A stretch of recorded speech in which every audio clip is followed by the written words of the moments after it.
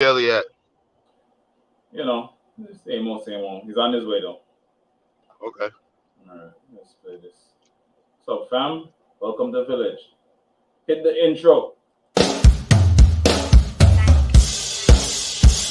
Come on to learn and grow. Welcome to the Village Talk Show. Come on to learn and grow. Welcome to the Village Talk Show. We discuss what people need to know, empowering them to learn and grow. We discuss what people need to know, empowering them to learn and grow. Give praises to Jehovah, from whom all blessing and knowledge will flow.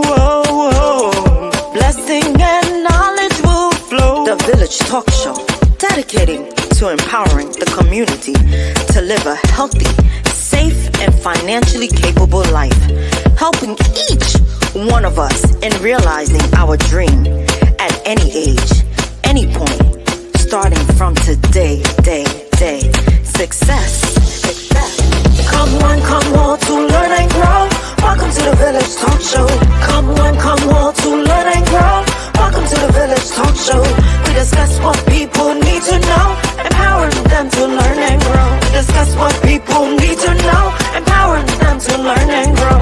Success is not spoken, it is done. Success is done. Come on now. The Village Talk Show. Talk Show. The Village Talk Show.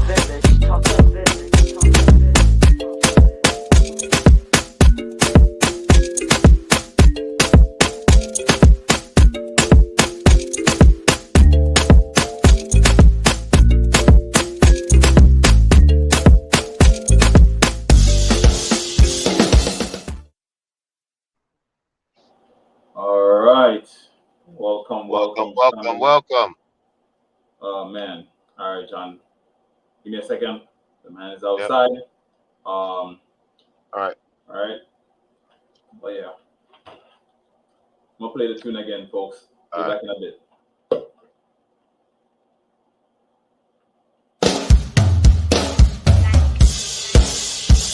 Come on to learn and grow. Welcome to the Village Talk Show. Come on to learn and grow. Welcome to the Village Talk Show.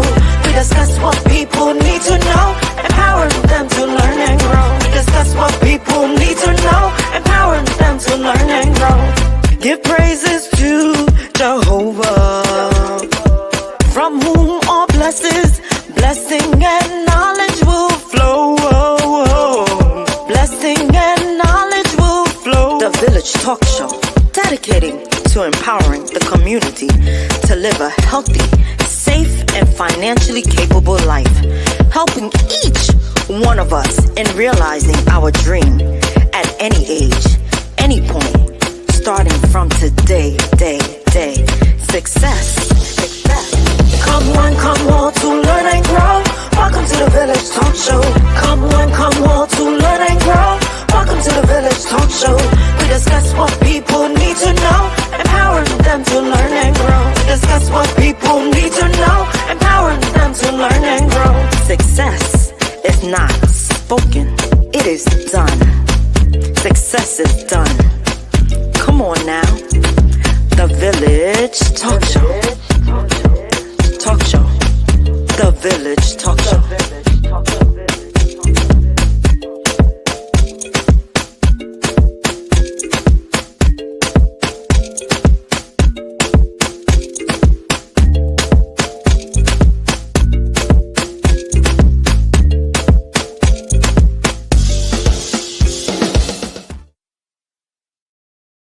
Good evening, ladies and gentlemen. Thank you so much for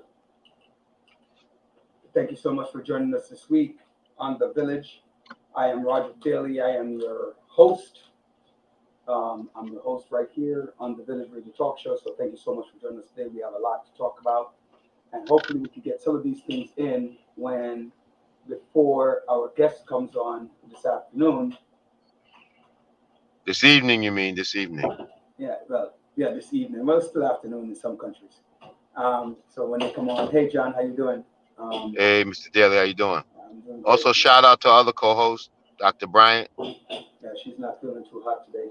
Yeah, she's not feeling too hot. So we'll just see what's going on. And thank you everyone for out there for joining us. We have so many topics, right? The big topic for the day is talking about, there are a lot of things to talk about, but the big one, our guest is on renal diseases, cancer. I mean, well, not just cancer, but renal diseases, dialysis. So if you know someone, call them in, have them come out and talk about that. If they have kidney issues, what's the function? What do we need to know? What are the signs? I think like Andre, John, shout out to Sophia, all right? So shout out to Sophia, we didn't do that, John. Out there, our esteemed producer. So before I even start off with the first topic, I wanted Andre, John, Andre, almost Dr. Andre. What? I'm just sitting in my headphones, but and then you call my name, I know it's gonna be Dr. Sampson, Andre had invited me to his exhibition over the weekend, right? Oh, you did an exhibition? What kind of exhibition you did, Andre? His artwork and his book. He has a book that he wrote, and so he was out there. Andre, I didn't get an invite. I put it in the chat. What are we talking about? I ain't see nothing in no chat. And he didn't put it in the chat. I put it in the chat. Oh, I put it in the chat. It was in the chat, but I don't think you knew. I don't think they knew until the last moment. Nah, son. I posted it probably like what? You posted it like a week before. But maybe it was in the family chat or it was in the family chat. Yeah, so because we spoke about it. Because remember, my wife had a little get together for her birthday, and so you posted in the chat why you couldn't come. Because you said, when I asked you why you're not coming, and you sent it to me. So I don't know if you sent it to the group. Nah, I think also we were on a meeting one time, and I said it. You can check Sophie and Joan because they also heard it. I said it when we were on a meeting one time. So there's that. Yeah. Either way, I took a couple of pictures and put a couple of pictures in the chat. So hopefully throughout the course of the show, he'll bring that up as well. So so it was very nice. It was the first time, John. I don't know if you heard of it, but I didn't. I knew of it, but I didn't know anything. But it's the African International Festival. It was down at, we lost John. It was down at Commodore Barry Park, downtown. So me like a fool, he sent me the original address and he sent me to Restoration Plaza. So I'm sitting at Restoration Plaza, which is kind of funny. But I met one of my former students' parent out there, and it happened to be head of security, so he called one of his security guys. And he showed me the way to go. But it was very good, John. They had music, they had food, they had art. He and his significant other's family, they had like homemade pocketbooks, T-shirts. No, she had handmade bags, and they're made from like big yarn material, but unique. You couldn't find that nowhere else. So yeah, I was glad I attended. Right, I was very glad I attended. It was really worth it, John, to attend. So it's right downtown Brooklyn at it's every year, July 4th weekend. All right, every year July 4th weekend.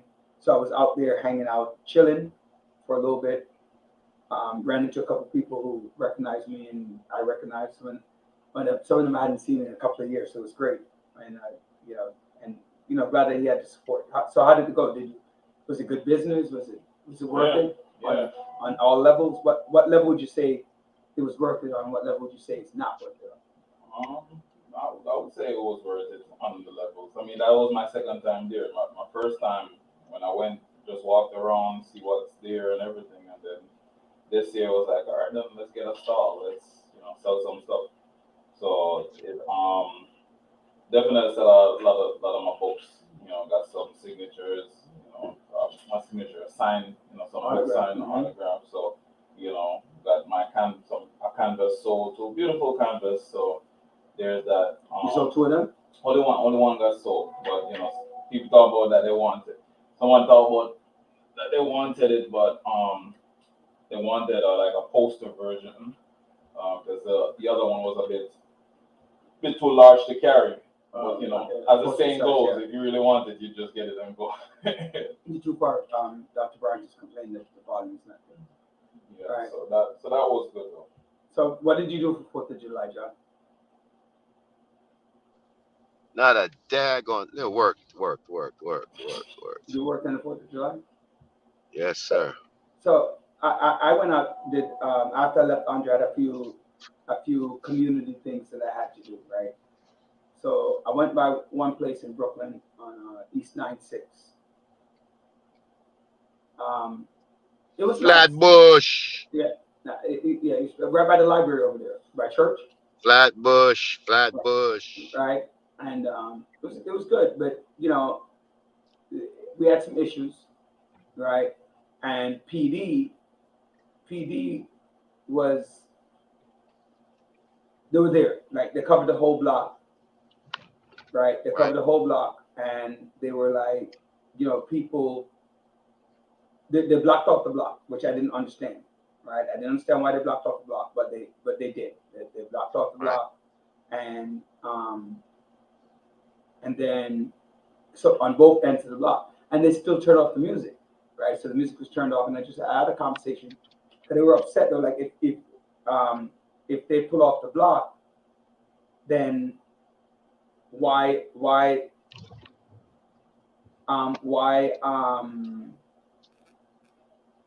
they still close down the music? They said the neighbors were complaining about too much music, but I'm like, in my mind, if the police is there, I mean, the police is concerned about violence, right? The police is obviously concerned about that. But if you are visibly present, why are you still cut off the music?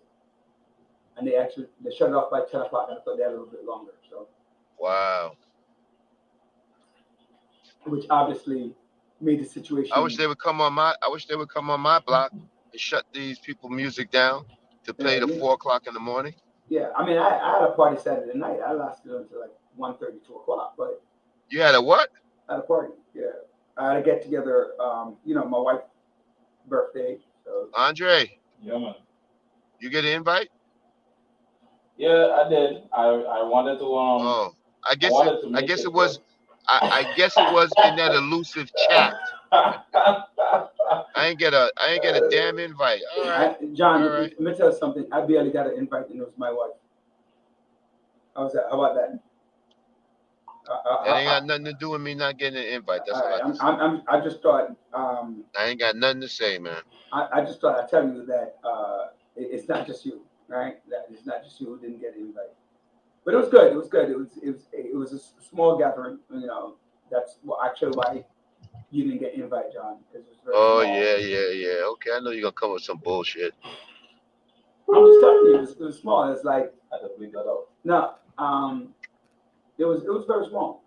I think less than 50 people. And I had a remember now. I have 26 aunts. I have 26 cousins. I'm not even talking about second and third cousins. I mean 26 cousins. 26 what? 26 cousins, aunts, uncles, right? And Garcia has, her grandmother had 11 children. So you figure that part out. So a lot of them, big picnics, a whole bunch of picnics. Yeah, a whole bunch of picnics. So so just small family, and some of her friends. I wasn't even allowed to invite my friends. Okay. All right, I wasn't even allowed. So I was like, "What? Seriously? I can't bring my friends." She's like, "Nah, dog. You ain't got no friend to bring. Don't bring nobody. Don't give nobody no invite." I'm like, "All right, babe, it's your party." Gotcha. It's your party. What am I supposed to do? I'm supposed to fight her for a party, John? I know. Tell Garcia and see how she living. No problem. Yeah, exactly. I agree with that. Peace and blessings, Warren. Yeah, you know, peace and blessings, Warren. Hey, everyone. So the big. What's up, Big D? What's up, Big Warren? What's up? So the big Warren, the big. Hey, David. Hey, David is joining us all the way from Jamaica. That's sweet. Thank you, Nars, for joining us. You know. So anyway, the big thing, man, it's not just Will Smith and Jada Pinkett Smith, man. What is it? is former presidential candidate Bill de Blasio and Charlene McRae, man. What about it? They want to see other people while still married, man. So they want entanglement. Yeah, they want some entanglements.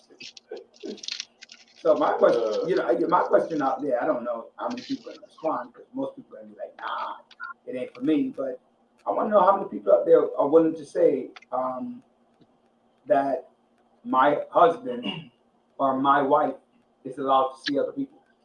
So it's funny because I was talking to T about it, and she said that they're trying to get in front of it. Because if they don't say something in public and one of them get caught on the road, everyone's like, oh, you cheated. Yeah, but it's still cheating though. It's still infidelity. If they have a different definition, I mean, But the other thing I said, I made a joke. I was It ain't I was none like, of my business. right? But I made a None joke. of I my was just like, he didn't want to be Bill, so he. Oh yeah, but he didn't want to be like Bill, so he said, "Let me say something about this first." you know what's interesting to me? First of all, my wife wouldn't go for that, so I wouldn't pretend like that could happen. And I said my wife because I'm not going to say me because that's not going to happen on my end, right? She want to go, she goes. We're not sharing, right? There's no sharing, right? So the question becomes, what do you think, John? Do you think it's a good thing or a bad thing? God bless them. Let them do what they do. That's it. None of my business. Would you be willing to do that? Would you be willing to do that? To know that God bless them. Would I be willing to do that? Yeah, no problem. You'd be willing to have your wife go out and have friends? No problem. You're joking. Really? Yeah, tell them God bless them. But would you do it while the two of you together is what I'm asking? I would say God bless them. That's the way I look at it. God bless them.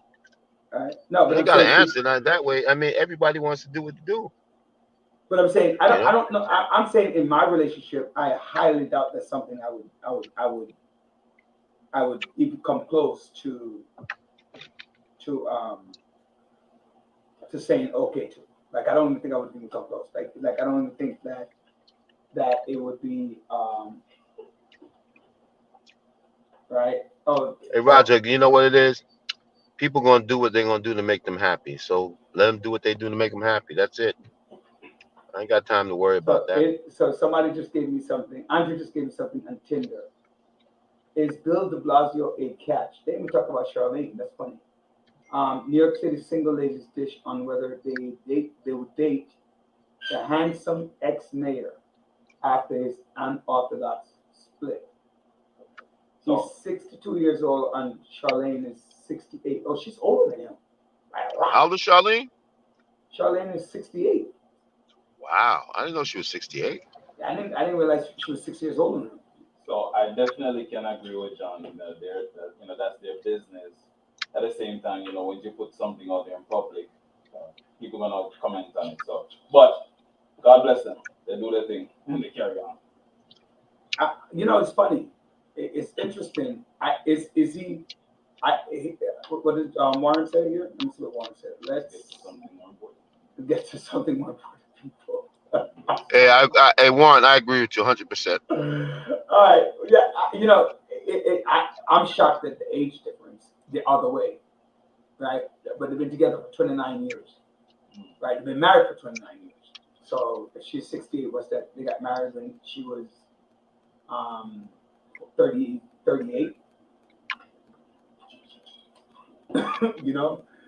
And she was in a previous lesbian relationship as well.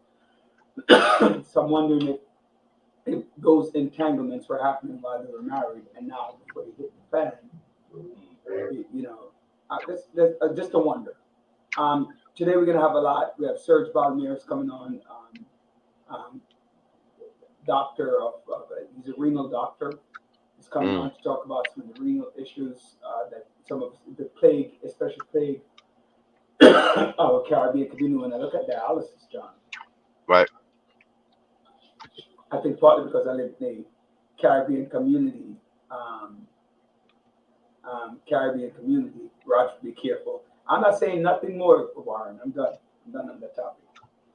But I'm just saying Man, that.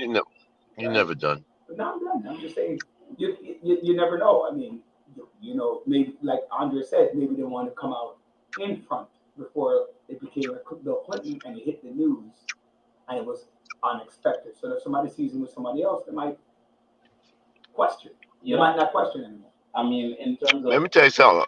Why are we worried about what other people think? He's no but longer made. He's not in the public eye.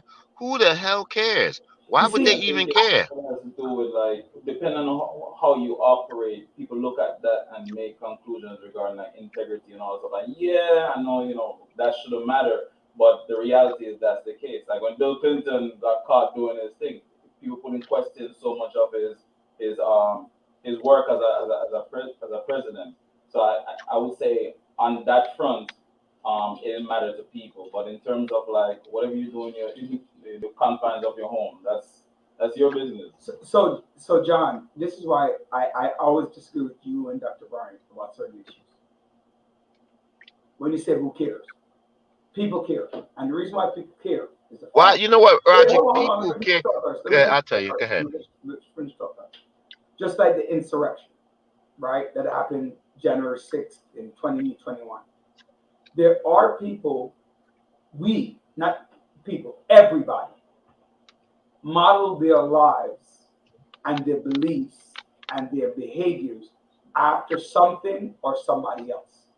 Go ahead. And if you have a large influence, like Bill de Blasio still has an influence, right? I have the Influence on who? It doesn't matter on whom. That doesn't matter. It matters that people, look, all of Andre and I are talking about it. Why? Because people do talk about it. You might not. Just like, like Dr. Barnes is not interested in Well, anything. let me ask you a question. Why? What is the significance of again? We got to What work is on. the significance? You know what bugs me out about people, Roger? Mhm. You want to know about them, but people don't want other people to know about their business and what's going on in their house. Because, I want to know what's going on in the Yeah. house across the street, but I don't want nobody to know what's going on in my house. yeah, but John, you gotta say something very important. Once you're public, you're public. Yeah. And Yeah. people, So I'm what does saying, it have to? again, Why what is I'm that, saying again Roger? is Roger, why is that newsworthy for us? because it's might not be for us, but it's 100% newsworthy for a lot of You know people. what's newsworthy, That's why Roger? I made how many. You know what's Here's a newsworthy? question. What's Here's a question. newsworthy is the two firefighters who got killed on that cargo ship in Newark. That's Not only that, newsworthy. we're gonna get to all of that because But what I'm saying to you is, at the end of the day, ask yourself this question: why do these things like these hit all? I got at least five news alert talking about this situation. Drama too. Because Right? it's So summertime and the press I ain't got think nothing else Warren to write says it about. right that it's a reality show.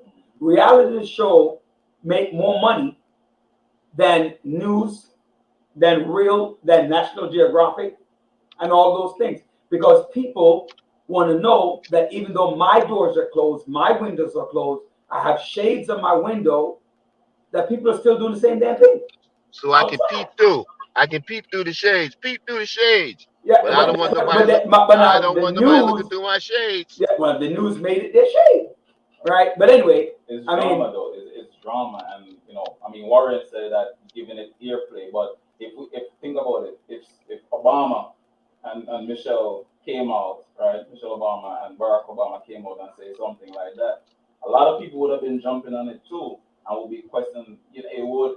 It would be like a cognitive dissonance. People would think that Michelle and Barack Obama, would be doing De something. Blasio's not on the level of Obama. I know, but what I'm saying in New though, York he is. In New York City he is. but what Not I'm in America. what I'm saying, For who? if For they who? were For you, supposed to come out maybe. with something Not for like that. me. He's on that level in New York City because he was For the mayor. who? For who? And For who? remember, John, Shit, my man couldn't even get that on the presidential ballot. My I man had to said bow out to New even run for York. I Congress. said So New come York. on, man. I said New York City. Come on, brother. So Yo, listen, he could not even get on the ballot for Congress after he was mayor. So come on. Right? He could have gotten on the ballot, but I think he decided not to run. Why he Um, didn't? that's Why right, didn't he, but Roger? let's Why he finish this up decided first. not to run? because it wasn't in his best interest. I guess maybe this was happening and it would have come out. Maybe. I don't know. Man. I don't know the answer, dog, and I'm not gonna pretend like I do. I'm just saying it's newsworthy, but we gotta move on. We gotta move on. Let's move the hell on. Let's talk about two primary winners in New York City. Some big upsets. One of them is a big upset. One of them is wow. This is awesome to hear this news. One of them is that. So the big upset came from one of our former guests, Chris Banks, beating out Charles Barron. Yeah, he beat Charles Barron, who has been in office for 22 years, right? In some shape or form, he was in office for 22 years, and this is his last term. Well, unless he runs on a different platform and wins the general election in November. But Chris Banks, at this present moment, is going to be the next city council person from East New York, part of East Flatbush, Brownsville, and Ocean Hill, Brooklyn. We're gonna get him on. I think we're gonna get him on. I think next week or the week after. He's doing some tours, and the second person is Yusuf Salam. Yusuf, for those of you who don't know who he is, Yusuf was one of the Central Park Five that was exonerated a couple of years ago, and he won his primary in what district? Central Harlem. So he came back to Central Harlem in Manhattan, and then he won the primaries up there, John. So that to me is what they call it, blind justice, or what do you call it? What kind of justice? There's a term for the type of justice that it is. He is not. Don't be disrespectful. Don't. I don't know where that came from. Maybe something. That's not what you are here for. For real. I missed Warren. I missed that comment. I don't know what that's about. Regarding Chris Banks. Chris Banks. No, maybe it was about Dilla. Warren. Warren, you can go ahead and explain. I don't know. He's not. Who is not? Don't be disrespectful. Who's not what? Hey fellas, I gotta bow out for a minute. I gotta go to a wake, so I'll call back in say about an hour. All right, so you're gonna have me here. So Warren, I'm gonna need you. Maybe you should come on here, Warren. Yes, Warren, please do. He needs all the help he can get. Yeah, I do. Andres. Right. I get it. He's not on the same level as Barack Obama. I think that's what he's talking about. And yeah, I think that's what it is. But he's not on the national or international level. Not even close. I guess that was towards John. No, that was towards me. No, I said it. No. John said that De Blasio is not on the same level as Obama. Right, but I said he is when he comes to New York City. Oh, and he said don't be disrespectful because he's not. Okay, got you. So there you go. Well, no, we're definitely not comparing the two for a number of reasons. I'm just saying the popularity. So people fail to realize his second term for mayor, he ran pretty much unopposed. Right? He ran pretty much unopposed for mayor, his second term. Right? And he the first term actually too, he was pretty much unopposed as well.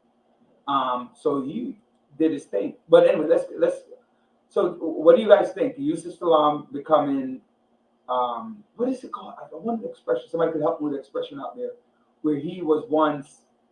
He was in prison for over 20 years. They were in prison, and finally they were exonerated, given a few $1 million. I think it was like $6 million each for wrongful imprisonment.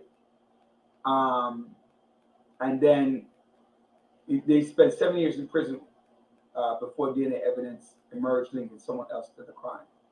I think for some reason they spent longer than 7 years. They got out. It was only 7 years? That's what it says here, but I think it was longer. I think more like 17. It was 89. Yeah. And so See how long they stayed in jail, because I know they didn't get out in like 1996. While Saddam spent 6.8 years in prison, Right. the Ross 84 spent 15 years. Oh, So I guess he got out early. Yeah. All right. So that's what I'm saying. They spent what, 14 years? 15. 15, Also right. wrongfully convicted of, raping, kidnapping, murdering. All right. So that's that. Okay. So he got out early. So think about that, and he now moved on.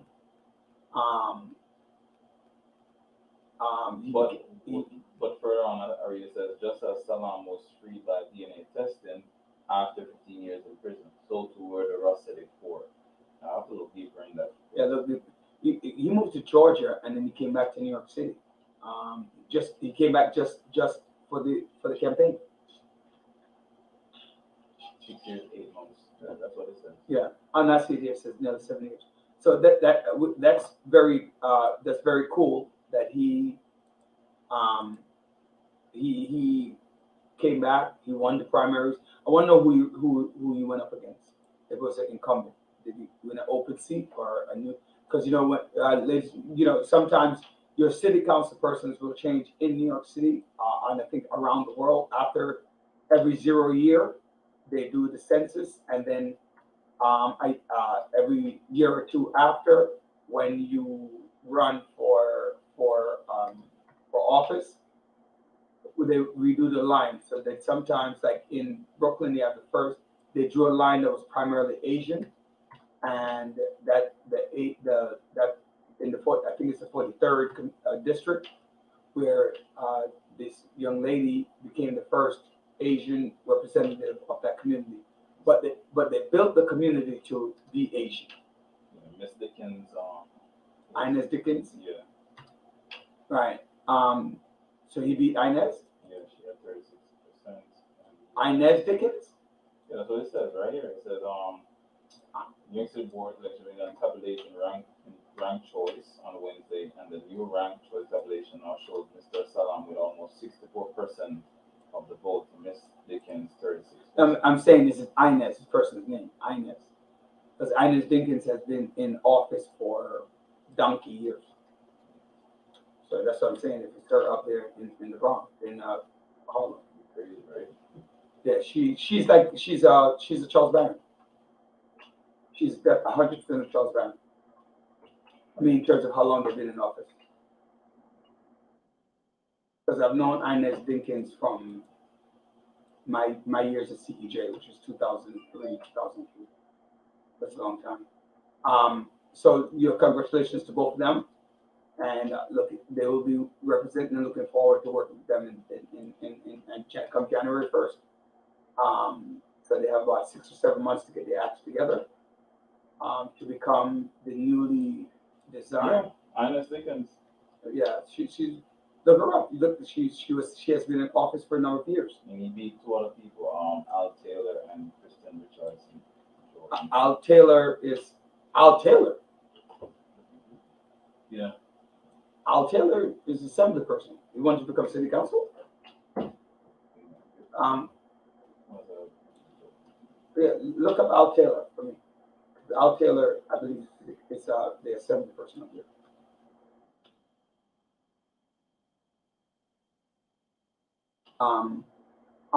So that was very, very interesting. Chris Banks, who is of West Indian descent, came to the United States. His family came to the United States. Hey Michelle, how you doing? Right.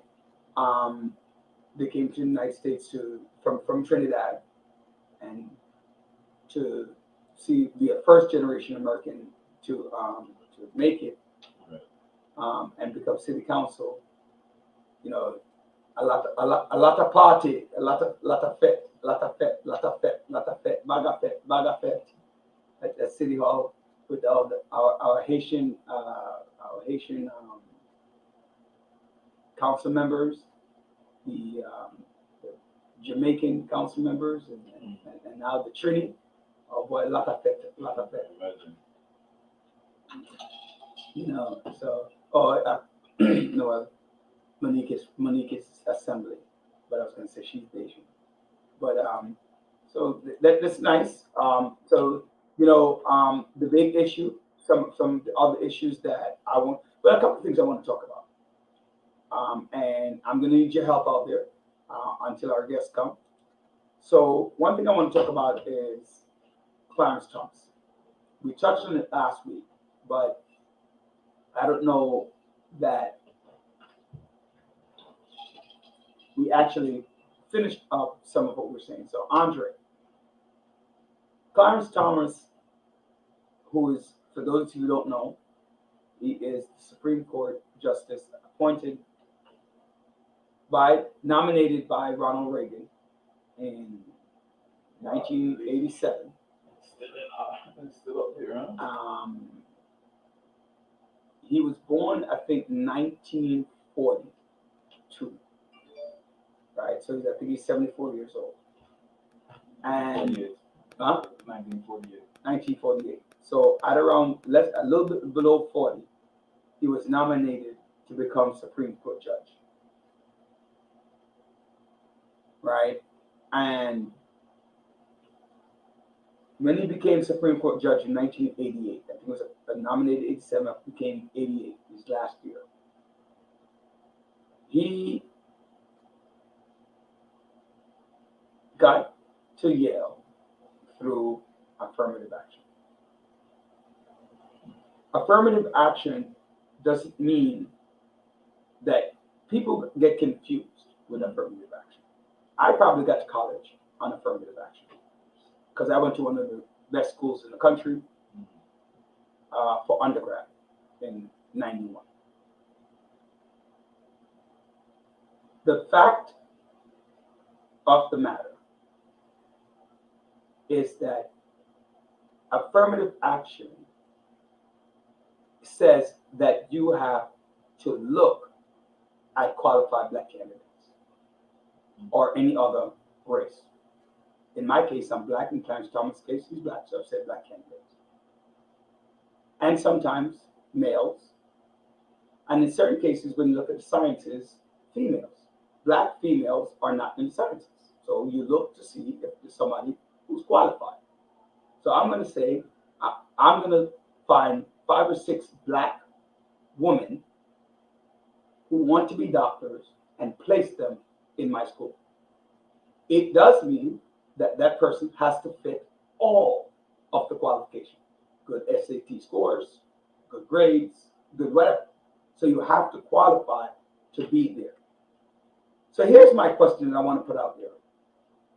My question to everybody listening. What's the difference, right? What's the difference between affirmative action and white privilege? What's the difference? So if I go to Yale because my father went to Yale and my grandfather went to Yale and their great-grandfather went to Yale, they give a large amount of endowment to the school and I get in. Legacy admission. Right? What the hell is the difference? One the policy or you put in place and everything that you can see. Yeah, when you apply to a college, they ask you, did any family member attend the school? Yeah. And it bumps you in another category if you're qualified. Right? Period. So what is the difference? If I'm using my name and I'm using my color, both of us, some of them, George Bush Sr. went to Yale and he was dumb as nail. But he got into Yale because of legacy. His father was George Bush Sr. George Bush Jr. went to Yale. Right? His father was George Bush Sr., who was head of the CIA or whatever he was. Right? And he went to school in the 80s when his father, he went to school 40 years ago. His father was vice president of the United States. So Warren said it too, purely on legacy and money. Yes. That's what it is. So if you're going to school on what Warren stated, purely legacy and money, and I'm qualified, but because I don't have the money, you're not going to let me through. So you're going to continue to keep me back right? So remember now, there's a certain amount of economic displacement of people of color, right? That they just don't have. It's not that we're just not smart, but we don't have the economics based upon a legacy, right, of displacement and lack of reparation. So back in the 70s and 80s and 90s and even early 2000s, you hear people go, I am the first to attend college. In my house, in my family, Andre, before you got here, in my I have 26, 25 cousins, right? First cousins. I don't know all of them, right? I don't know all of them. But prior to me, nobody else in my family had a college education. Prior to me, that my cousins had a full 4-year college education. It wasn't that nobody, you know, our family, you're in the same family, right?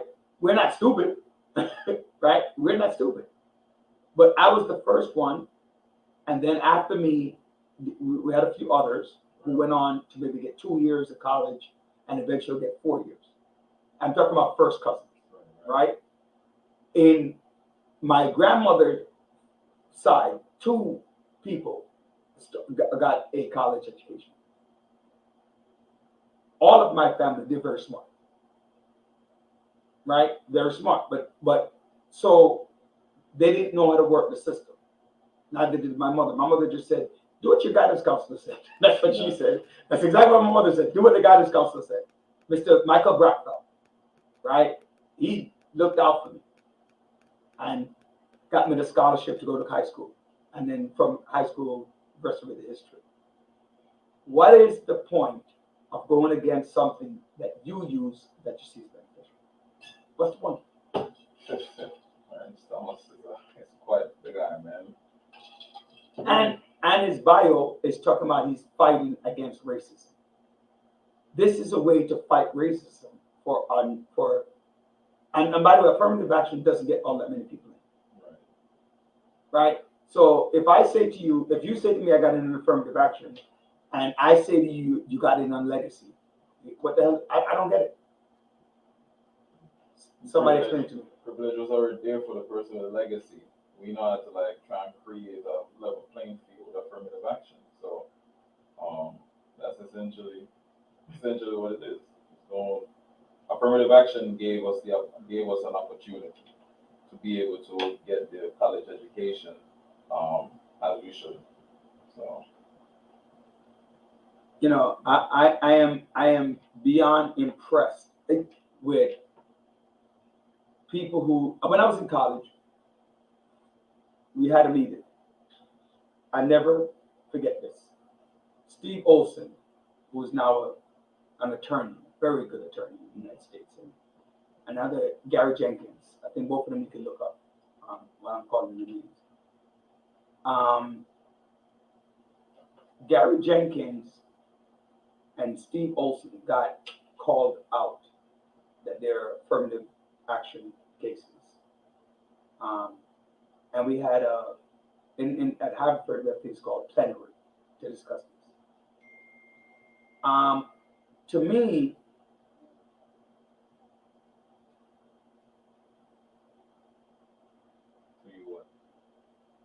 no.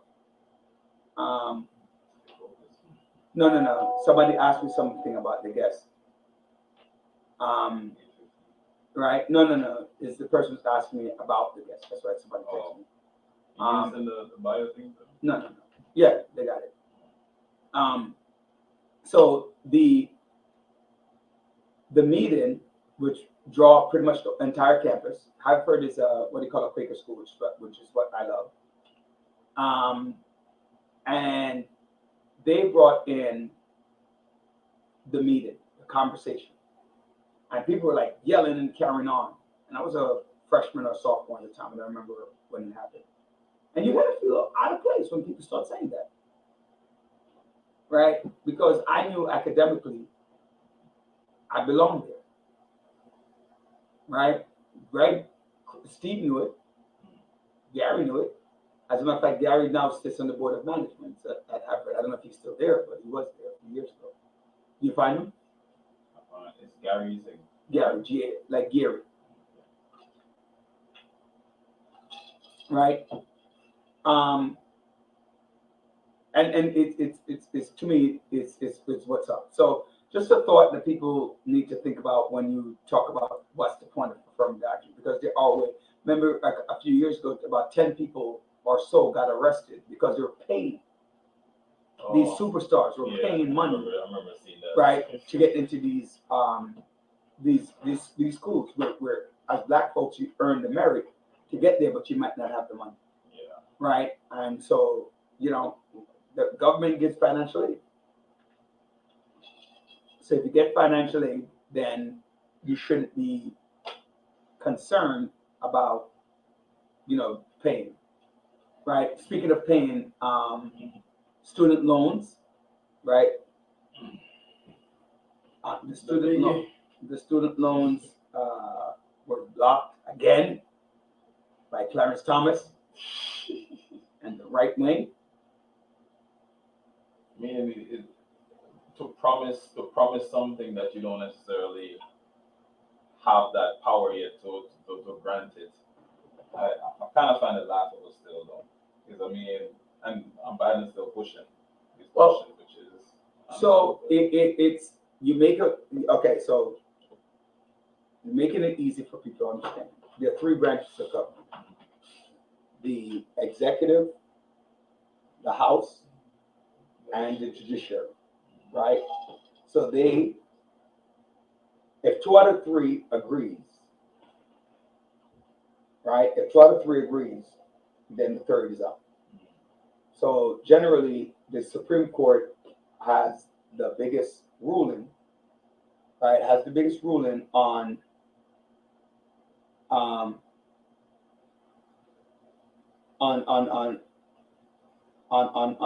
lawfulness. Right. So to me, it's very important that you go through all of the channels. And why it's also important is that if the President of the United States makes a ruling and he does an executive order like what he's going to do, it only lasts through your term. If he pushed the bill, it goes to Congress, Congress passes the bill. Right? Congress passes the bill, then it becomes a law of the land. So that's what people need to understand. So when he made whatever he pushed through and Congress said no, they said it's unconstitutional. So now he has to go back and now he has to do an executive order.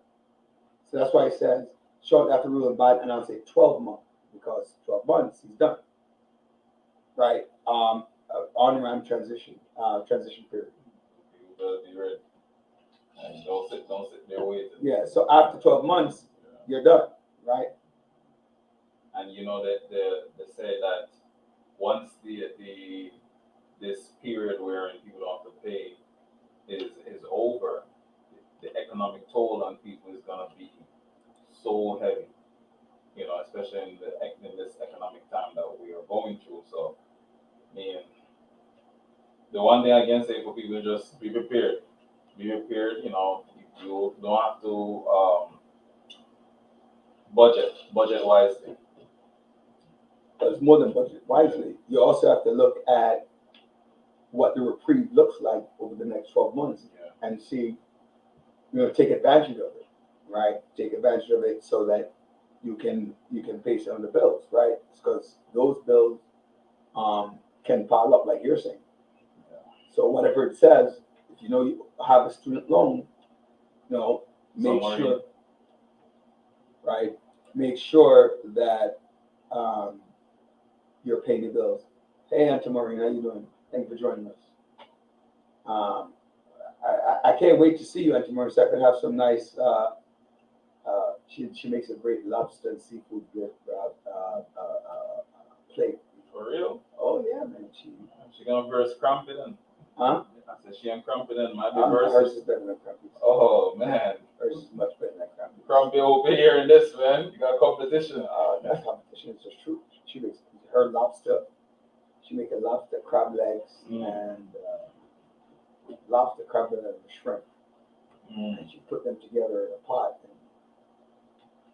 I'm gonna have to taste some of that. Listen, my son Grayson, he eats lobster now because he eats lobster. He's like, I want lobster tail. All right, I'm crab. Don't know how to eat a crab yet. So, but anyway, so that's Commercial. right. Oh, we have a commercial coming up. No. Okay, go ahead. So, ladies and gentlemen, we're about to do by the Single Parent University. If you know somebody or you yourself is a single parent, you contact the Single Parent University. Open admission store and course curriculum, personal development, mindful parenting, support seminar, financial management, nutrition, and wellness. The program benefits includes free session childcare, transportation, social support hub, resume and cover letter writing, career exploration, and legal assistance. Contact them at 646-779-6767 or text SBU 7144. All right, again, text 671441 or 779-646. Call 646-779-6767. Oh, and good news. Grace Family Adult Social Daycare is here.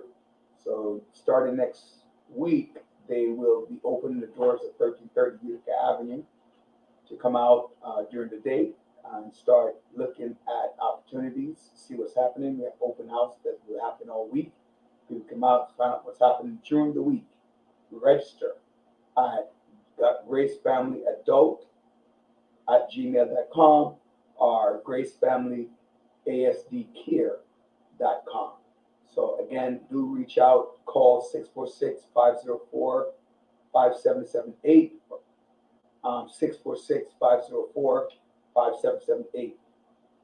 If you have Medicaid, it's accepted. The program is free once you have Medicaid. If you don't have Medicaid and you're up, if you are able to qualify for Medicaid, then they'll work on it to ensure that you get breakfast, you get lunch, and the food is primarily sponsored by Golden Crust, right? And so do come out, get some free food, and can play games, get your hair done, did. You have salon services and for ladies and gents get groomed. I'm gonna try to get myself groomed for my bald head.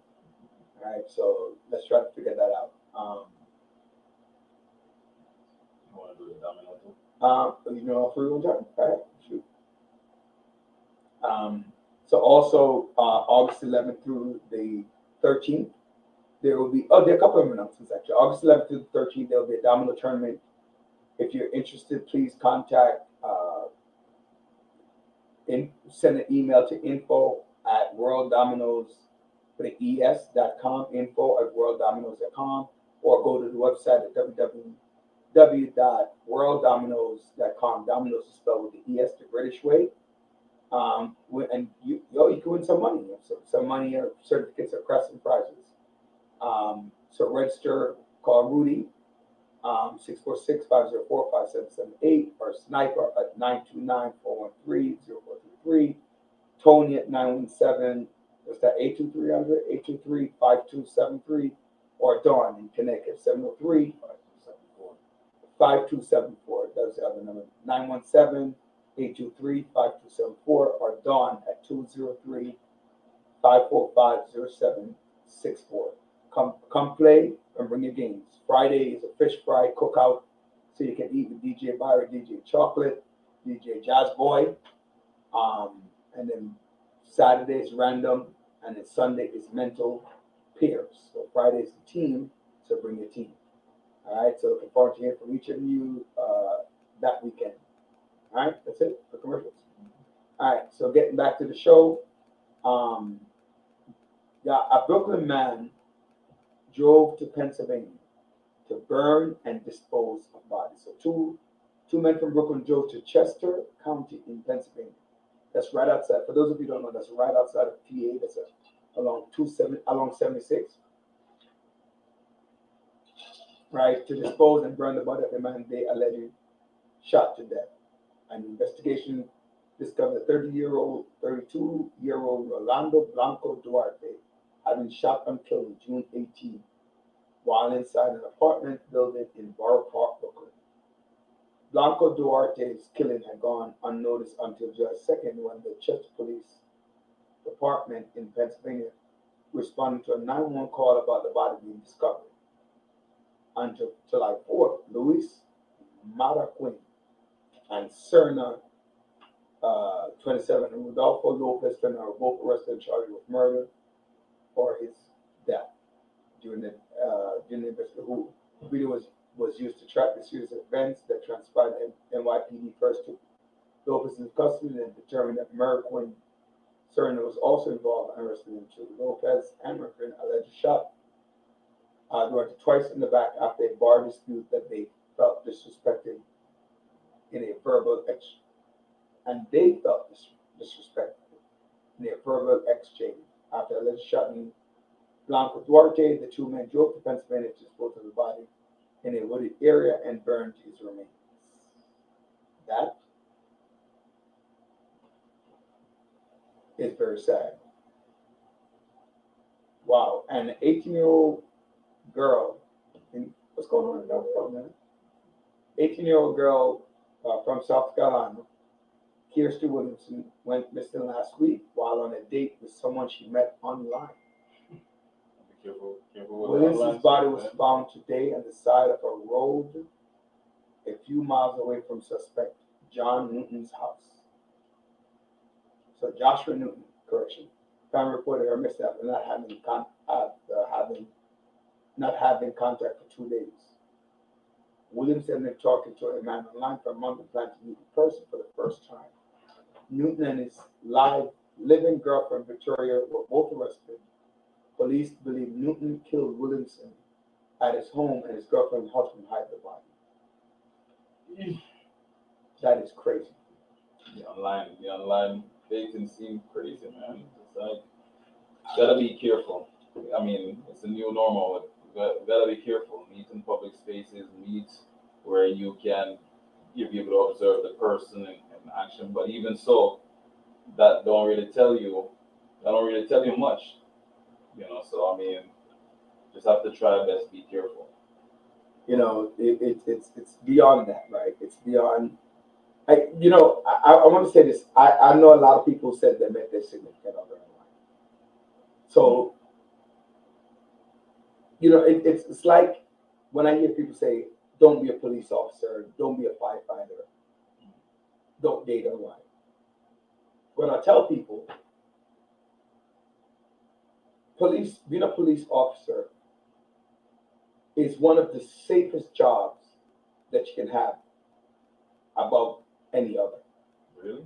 Yes. Oh. Well, let me ask you a question. How many times have you ever in your life seen a shootout? I've been privileged not to really see. In your life, how many times have you seen an arrest?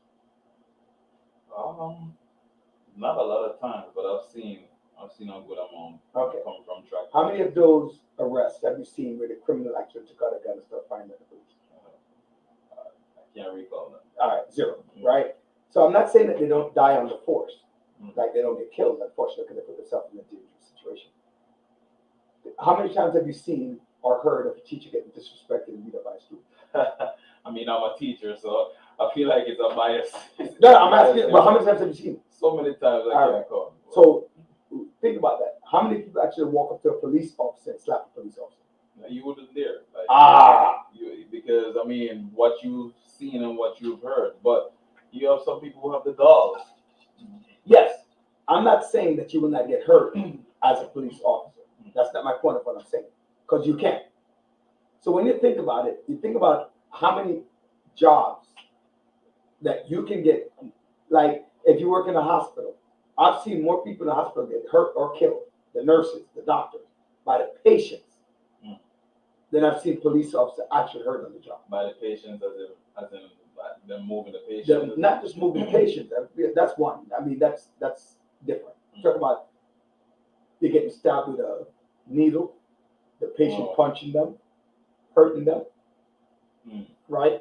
That happens far more than you think. Right? So it is easy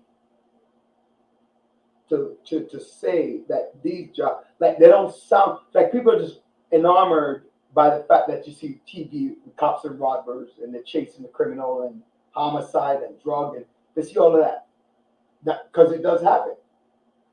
But I know more retired police officers than I know dead police officers. I mean, I would also say that you probably would need a police officer on here and probably have to look at the statistics because we're only speaking from our individual experience. No, I'm not speaking. I'm talking about statistically speaking. Oh. Almost every case that a police officer gets killed or hurt is on television. Almost every case.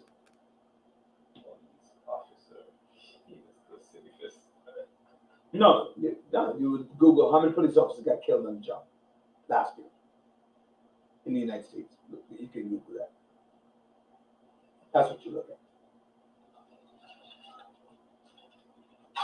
Top 25 dangerous job was ranked number 18. Nah, what's number one? Well, I'm just looking at just pop up here. This is not necessarily Alright. it's like a quick Google search, like the one on top. Okay. Yeah. So our doctor is here. I don't know if he's ready for us. Dr. Vladimir, give me a thumbs up if you're ready for us. Can you hear me? Perfect. All right. So, so you're ready. You're a little bit early, so we'll get you on. There are a couple of topics that we have to discuss. Not discuss. Dr. Vladimir. Good morning, sir. We can't hear you. Can you hear us? No, we can't hear you.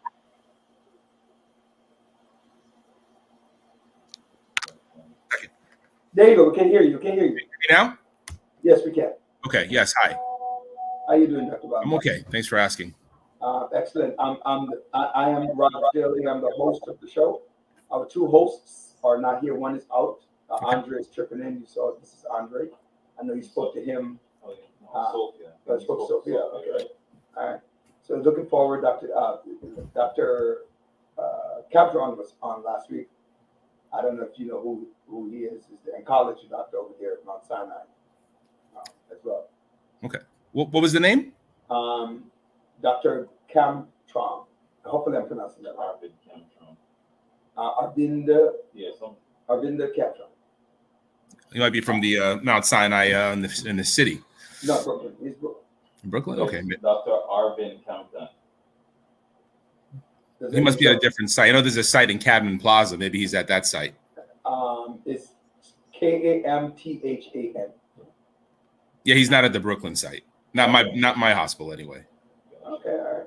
So tell us your name. Tell us a little bit about yourself. Let's get it. Yeah. My name is Serge Balmier. I've been a nephrologist for over 18 years. I primarily work out of Mount Sinai, Brooklyn. My focus is mostly acute kidney failure and dialysis.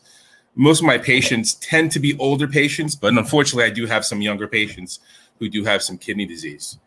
I enjoy practicing in Brooklyn. I was raised in Brooklyn for a few years before moving out to Long Island, so I find Brooklyn to be a second home for me. All right. We're in Long Island. Cedarhurst, the Five Towns area. Man, you don't tell anybody that. You still live in Queens. I met a guy named Lionel Balmier. Any relation? Are you from Trinidad? I don't know the name, but usually when my late father, I would ask him all the time. People who had the last name, he'd always say they're almost always related at some level, just because the Balmier name is very specific. Yeah, it's spelled the exact same way. That's why I asked you if you know who he is. I wanted to ask that when your name popped up on my feed to talk to you. So I mean, this is great. Where are you from? Were you born here in the United States? And I was born in Haiti. I left at 11 months old. So Okay. I really don't know the country very well, but I've traveled back once since I left. That was many years ago when the country was very different. Yeah. Well, now, what was it? One of the baby docs. Was it baby doc or Papa doc? Baby Doc was still in power at the time. I think it was this was 01. Okay. So, okay. You know, it's. I have a lot of questions. I have a political question before I even get to the nephrology question. I have a political question. Never mind. You don't want. I don't know if you want to answer that. So never mind. Let's get straight to it. Get straight to some of the conversation. You've been practicing for 18 years. First of all, let me. When did you go to school? Did you hear me? I didn't see what was the last thing you said. I'm sorry. So where did you go to school? I went to a school in Long Island called New York College of Osteopathic Medicine. I graduated back in 2000.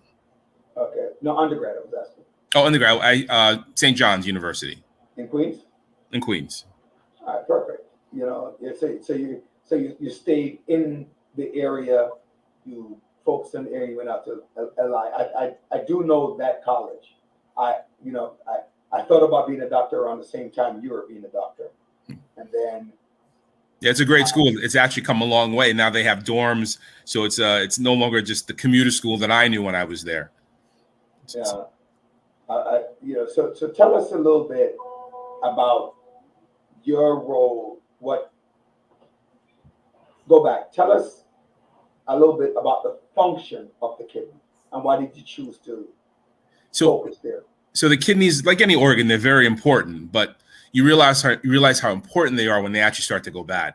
The role of the kidney is it maintains basically the body in a certain state. It allows you to take things in, and it gets rid of the things that you don't need in your body. It manages your level of hydration, it manages blood pressure, electrolytes in the body. And so when the kidneys go bad, a lot of these things are very apparent in the very beginning. People who have kidney problems suddenly develop high blood pressure. They can have swelling in their legs. They fill up with water. They don't feel well. Your body becomes out of balance when the kidneys malfunction. And how many kidneys do you have, and how many kidneys does everyone have? Most people have two. There are some people that are born with one kidney. They never know it until they go for some testing for some other reason, and someone notices that they only have one kidney. Usually, most people know if they have one kidney or two kidneys, because usually if you only have one kidney, it's usually found at birth during the initial workup when a woman is pregnant. I've heard that many people can live on one kidney. Yes, people give away their kidneys all the time for transplant to someone in need, and you can live many, many years with one kidney. Why is it better? Well, obviously, if you're born with two, it's better to have two. But why is it better to have two? I mean, if you can fully function on one, why do you need two? Well, having two is just better. So two to take the strain of your daily requirements. So people who unfortunately may lose a kidney for a reason, or they give up a kidney, that one kidney that remains has to do all the work. So that kidney will get a little bit bigger, a little stronger to take up the slack of not having the second kidney. But you can easily live a long time with that one kidney, not even ever have any symptoms or problems for many, many years. But ideally, it's better to have two kidneys. It gives you some backup in case something happens, in case you get sick, in case you have trauma or an infection, that you have two kidneys helping to battle your body through the problem. So tell us some things. As you can see, the questions are going to get a little tighter. Tell us some things that we can do to keep our kidneys functional. General good health. So I always tell my patients, things that are good for the heart are also good for the kidneys. So watching what you put in your body, you really are what you eat. So people want to enjoy their lives. They want to be able to go out there and experience different things, different foods, different drinks. But you have to be mindful that what you're putting into yourself does have an effect over time. Some people are more susceptible to having problems for certain things that they do because of the underlying medical issues that they have. But simple rules, watching your salt intake. When someone tells you a low salt, a low sodium diet, you have to know what that really means. you really have to have an idea of how much salt you're talking about. You know, what does that look like on a teaspoon? Or people tell you how much, watch the sugar that you take in. You'd be surprised in a can of soda, technically you have more sugar in that can of soda than you should have all week. But people don't realize that. You don't see it when you're taking it in. Simple thing like exercising every day. It doesn't have to be anything strenuous where you're grabbing your chest and you can't breathe, but something moderate where your heart rate goes up and you actually feel that you're getting some exercise. To do that several times a week on a regular basis. Getting enough sleep is important. Not sleeping enough because it has been linked to having diseases, keeping your blood pressure up and just not feeling good overall. Making sure you follow up with your primary care doctor, just to have routine blood work, just so someone else is looking into your care and making sure you're not missing anything during your daily routine. But simple things, what you eat, exercise, getting enough sleep, and following up with a good doctor, the doctor that cares and wants to put some time into your health. Out of curiosity, I'm just curious in a sense, like, I guess, what made you even want to get into this field of nephrology? Like, what was there, like a catalyst, some sort of experience that you had or something you witnessed that said, that you said, man, I want to do this? Well, I did some of my training at Jacobi Hospitals where I did my residency and fellowship. As a resident there, people with kidney disease, they were the ones that the other doctors didn't want to deal with. They were the harder patients, always more complicated, requiring a lot more attention and care. And so for many people, that just wasn't something that they wanted to do every day. I saw it as a challenge, something I found interesting, and at the same time, just having some compassion because these people were suffering. Especially at the time, the treatments were somewhat limited depending on what kidney diseases you had. But just the challenge of trying to treat someone with so many complications just because one organ has failed. So that drove my passion into looking into that kind of care for people. I giving some personal background, I have my BUN and my EGFR. One is 28, and one is 2 point something. I have pancreatic cancer, so that affected, and then the chemo affected my kidney. So I'm looking at 26%. Which, and not dialysis. I'm not at dialysis yet, which I don't even think I would take dialysis anyway. But if I'm at the dialysis stage, I'm in a bad place with the chemo and everything else. But the question is, when I give you that information, what brings a person to dialysis? What are some indicators that your kidney? You mentioned some earlier, but wait, let's go back. I want to ask a question. Is it true that when you get a kidney transplant, there's an 80 to 90% chance that you can develop kidney cancer, or whatever they call it, renal cancer, or some form of cancer? Well, the medication itself suppresses your immune system. So the medications have side effects. So those unfortunately who may have cancer at the time of the transplant, that cancer can come up more quickly, even though you are screened before you get a kidney transplant, but things can happen in between. But the medications, they're toxic. They have many side effects. If you ever look up the side effect profile of any of these medications you take to retain a kidney, you would ask yourself, why would you take this? So the medications themselves have risks of causing cancers, especially things like bone marrow disorders, lymphomas, specific cancers that they can cause. I'm not aware if they're more likely to cause pancreatic cancer or other things like colon cancer. I don't believe that it caused the pancreatic, because I think because of the cancer and the medication I was taking, it made my kidneys go bad. That is possible because some of the medications to treat cancer, unfortunately, they do have side effects. Many of the medications, they're not necessarily tested in those who have advanced kidney disease, or sometimes they're given with caution. That people have to be monitored more closely. But many times in an attempt to treat one disease, we do cause problems in other organs. At the same time, the benefit may outweigh the risk, especially in setting something like pancreatic cancer. You really want to be aggressive in the care and get as many treatments that are possible to try to slow that horrible disease down. And unfortunately, the kidneys can suffer. And the hope is that they don't suffer so much where someone needs dialysis. was just gonna say kind of sound depressing, but I heard when you said the benefit outweighs the cost. But taking medication, which has a side effect, so you're taking it for one thing, but it causes a hurt in another thing. Yes. And so I was gonna inquire, is there something else that you would suggest? I mean, I guess it's even hard to do so, but my mind is now thinking of like herbs and all. Or would you suggest anything of the sort or not? No, I'm very careful about making any recommendation of things that are not prescription or FDA approved. It doesn't mean that those things can't help, but many doctors are not taught these things in medical school. So I have a lot of patients that do take a lot of herbs and supplements and things from GNC and Vitamin Shop. And sometimes I've never heard of these names. If they have any sort of kidney disease, I tell them the best thing is probably not to take it, just because the data is not clear. I do go on websites like WebMD just to review what are the potential side effects. And there's always an issue where things are unknown, or they'll say, talk to your provider about this medication or this herb before starting it. But your provider doesn't know, because your provider is not necessarily a naturalist or following some of these homeopathic medications.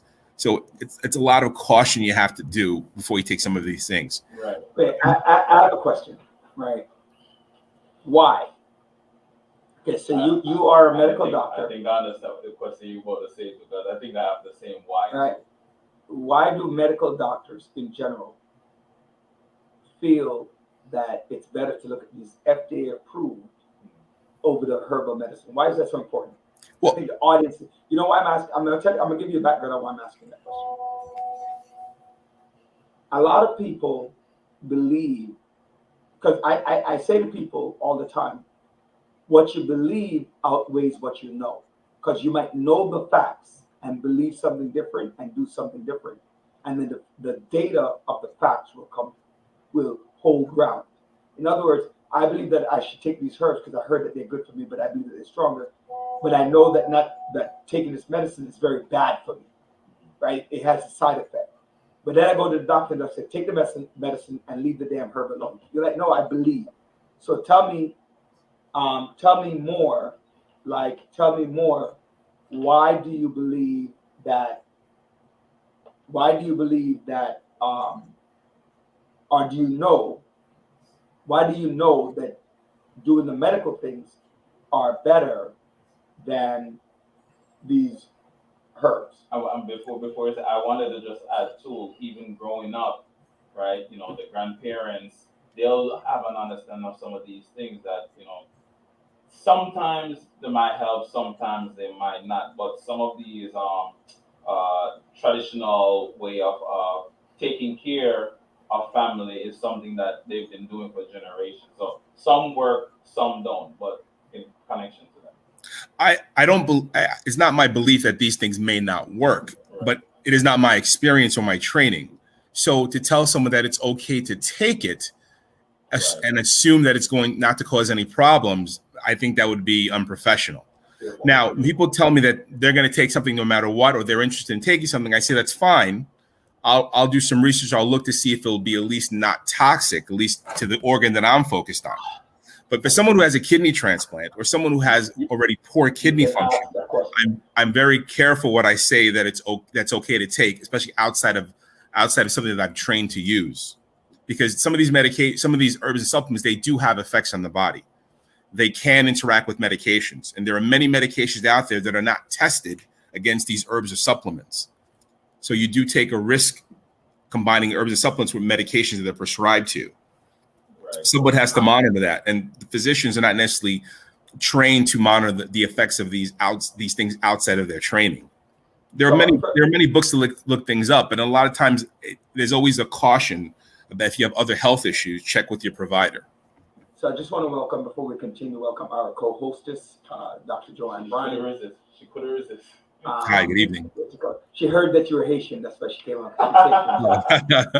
Well, pay no mind to him. Welcome, Doctor. Thank you. Following along, there was a couple of questions that I needed him to ask, and he wasn't asking, or Andre wasn't asking. So, yes, I'm sorry. We're going through the question, but we start off with the preliminaries. Let me just take some of the. I'm excited that you're here. Thank you. Hold on, Dr. Bryant. But I just wanted to get to a couple of the audience questions, and then I need to get to your point. We have one, Andre. All right, so before the one on the screen, which I think we answered in a sense about the benefit outweighing the cost at times. But this one right here, if someone has early stage kidney disease, can it be reversed without medication by eating healthy? It depends what caused the kidney disease. If it's something like high blood pressure or diabetes, it's not reversible, but there are many medications to slow it down. But diet and exercise are always going to be number one. Watching what you put in your mouth, how you feel about yourself during the day, plenty of fluids, and some basic things still have to be there, regardless of the medications. So I have a question for you. You keep saying eating healthy. We know what exercise is like. What type of foods would you consider eating healthy to help with the kidney? Well, avoiding this, you want to avoid things like high blood pressure and diabetes. So avoiding large amounts of sugary type food, cookies, cakes, ice cream, large amounts of carbohydrates, lots of pasta, rice. A diet has to be better balanced, more fruits and vegetables, more fiber, higher protein content. Those things are more important in a daily diet. You can still have some sweets, some dessert from time to time, but if that's happening every day, all the time, it's going to catch up with most people. We all have someone in our families that have abused their bodies, smoking, drinking, eating what they want. And they still live till they're 80 or 90 or 100 sometimes. You just don't know why that person is doing so well, living so long, even though they've done nothing right for themselves. But not everyone is like that. You can't predict who's going to be like that. So because you don't know, it's better just from the very beginning, maintain a good, healthy diet and lifestyle. Because I'm the last doctor that you want to see. No one comes to see me because just for a simple checkup. There's a problem. Someone noticed something. And many times when I see people, most of the things are not reversible. Most of the things are treatable. You can slow them down. People can still live a long life. But they'll always have to see a specialist like myself just to maintain. Dr. Bright is going to read off some of the questions that we have on the screen. I just popped them up for her. And you want to ask a question first, Dr. Bright, or you want to? Yes, I do, but I know that Felina had actually put this question a while ago. Is the medication suppresses the immune system? Why are used? I guess. Why are they used? Yeah, I think, yeah. Well, if it's something like a kidney transplant, the kidney's not yours. Someone gave it to you. It's coming from a different body. So your body is going to try to reject that organ.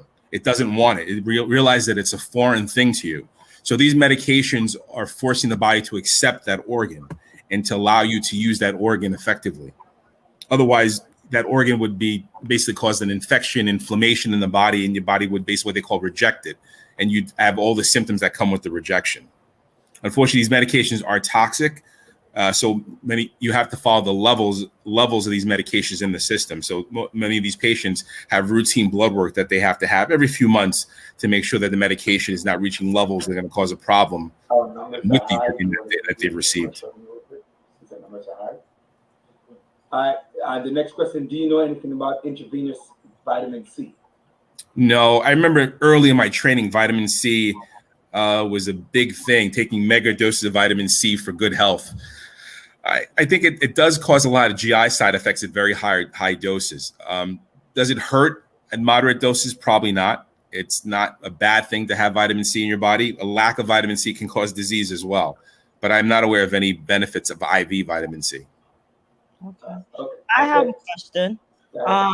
What are some telltale signs that your kidney is going bad? So, for example, I'm a parent, or I'm going to the gym, I'm doing everything, I'm so-called eating correctly, but then I realize, what are some key signs or warning signs that something's not right and I need to go and check out a doctor? Unfortunately, with kidney disease, when you start having symptoms related to kidney disease, it's pretty advanced. That's why symptoms. What are the symptoms? Nausea, vomiting, lack of appetite, sleeping often, confusion, swelling in the legs. Some people can experience chest pain with really advanced kidney disease, seizures, tremors. So these are significant findings that can also mean other things, such as people who have significant weight loss. You can think of that they have an issue in the gastrointestinal tract, an ulcer or a cancer. So the blood work will tell you that something's wrong with the kidneys, but you have to look at other reasons as well. But usually people have those kind of symptoms. They'll get some basic blood work that'll show what the problem is, or have an idea tell the doctor which direction to look for to follow up on these symptoms or findings. So why should I ask? Well, since I know I have kidney issues, and I found this out late. Tell us the stages, because I know people don't know, like, stage. I think when your one is at 331 or 31, 32, you're like 3-1, 3A, 3B, in the 40s and the 50s.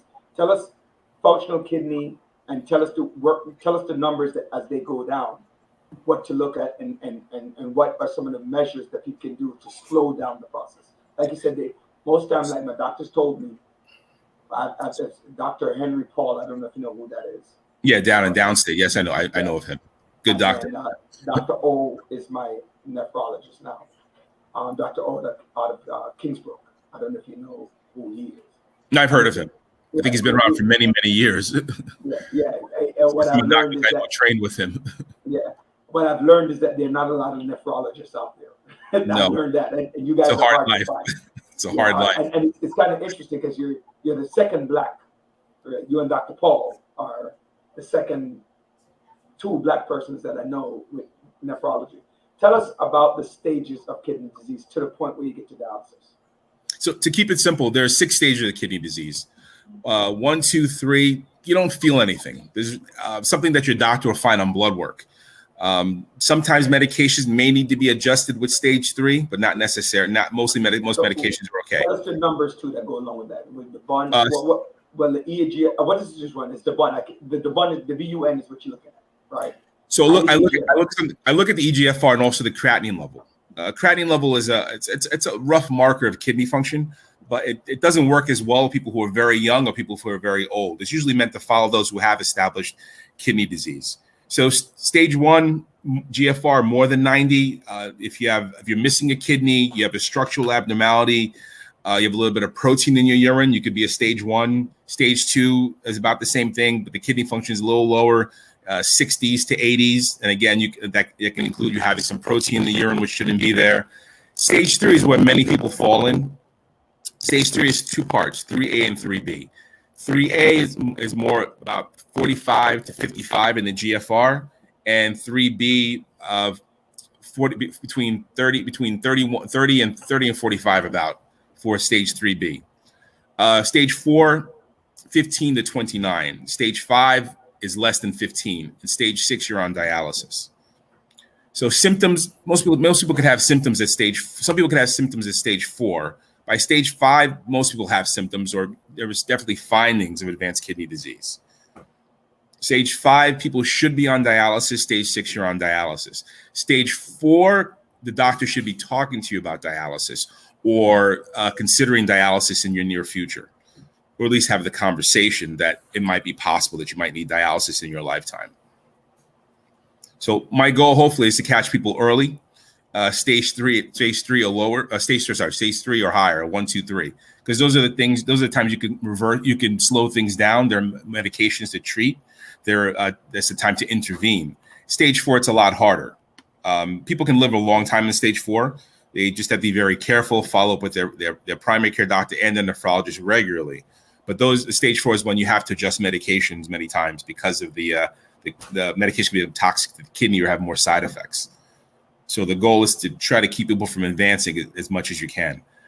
It's fortunately in the last few years that a lot more medications have come out to treat kidney disease or to slow its progression down, especially for those with diabetic kidney disease. And again, of course, these medications have their own side effects. So it is important that even when you start these medications, you need follow-up, including blood work, to make sure that these medications are not causing you any harm in the attempt to control the disease that you have. Some of those medications you may have seen commercials on, such as Kerendia or Farxiga or Jardiance, they're becoming very popular. And that's just because the studies have shown that these medications have shown significant help for those who have the kidney disease, but they do have their own toxicities. Question for you: when should we have all these people listening on the air, right? Should you tell your PCP? Well, no. First question: is this disease hereditary, genetics? If my father had it, my mother had it, somebody had it, what's the likelihood? How do you start getting kidney disease? Things like It can be. So some people have high blood pressure in their family. High blood pressure can be inherited. If you have if your family had if your mother or father both had diabetes, there's a higher risk that you can have diabetes as well. There are diseases of the kidney itself, like something called polycystic kidney disease, where people develop a numerous amount of cysts inside their kidneys, and it takes over their kidneys, and they end up on dialysis in their early 30s or 40s. That is passed along as a genetic type of disease. So it depends. Many times people just develop kidney disease just because they develop high blood pressure or diabetes in their lifetime, or they've had a poisoning, or they've had trauma or complications of a surgery. So there are many reasons people develop kidney disease. Hereditary is possible, but seems like most of the time it seems like from people's lifestyles more than anything else. What about drinking a lot? How would that affect your kidneys? Alcohol doesn't directly affect the kidneys. Okay. But people who drink a lot of alcohol, sometimes they don't take care of themselves as well. Dehydration causes kidney issues. Having issues where you're having complications of alcoholism, where you go into withdrawal, end up in the hospital, that could put you at risk of having kidney failure or kidney problems. But alcoholics, sometimes they can develop liver disease. Having advanced liver disease requiring transplant, sometimes your kidney fail along with your liver. The kidneys may be fine once you get the liver transplant, the kidneys recover. But unless you get a liver transplant, sometimes your kidneys will not recover. So people will have a dual organ failure, both kidney and liver. So good question. My 8-year-old son, holds his pee a lot. Right, he holds on to it for an attorney, and that sometimes I have to tell him to go pee. And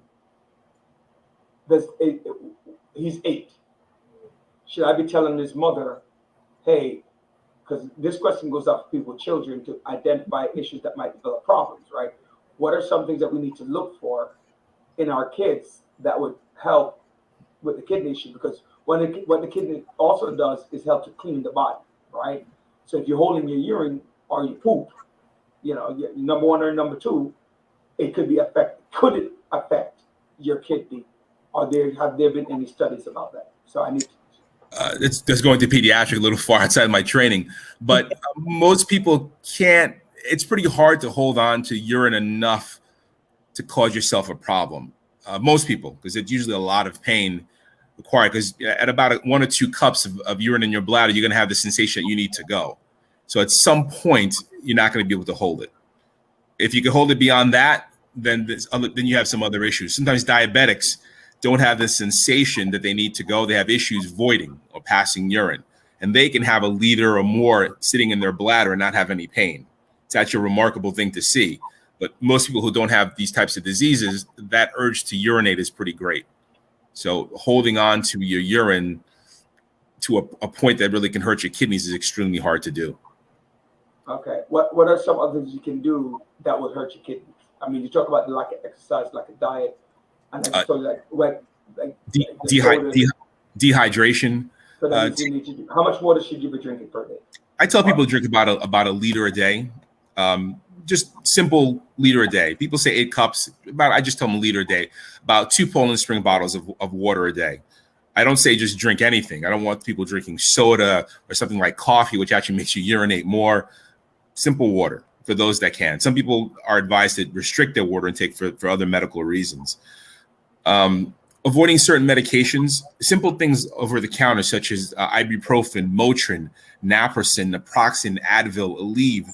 These medications are great pain relievers, but for some people, especially people who take them very often, you can have irreversible kidney disease from these medications, especially if you combine them with there's some other high blood pressure medications, or even medications like I mentioned before, like the Farxiga or the Jardiance. You mix these over-the-counter pain medications, you can have kidney disease from these types of medications. Avoiding, what's another one? And some herbs and supplements have to be avoided as well. There was always a question on one of my medical boards. It comes up every year for the kidney boards. There was a dietary thing, Chinese herb, great for weight loss, but all the people who lost weight ended up with chronic kidney disease that was irreversible. So you have to be aware of some of the herbs that you're using, because some herbs, they may help the symptom that you're going for, but they can have effect on the kidneys. So it's always important to read up on what are the side effects and the benefits of anything you put into your body that's not prescribed. What are some trends that you're noticing in the nephrology field? And by the way, what's the difference between nephrology and renal? Same thing. People, it depends who's saying it, but the nephrology itself, it's anything that has to do with the kidney physiology, kidney diseases, the same thing that the kidney does for the body. And people usually just say renal. Renal is still kidney as well. Okay, so what are some trends that you notice in the field? Right now, it's about all these new medications that are coming out, trying to get people on board on these medications early in their care. So we're hoping a lot of the primary care doctors notice when people have simple things like protein in their urine, or they see the creatinine level, the EGFR dropping a bit, that they get on top of it and see if there's a need for them to refer to nephrology to start some of these medications.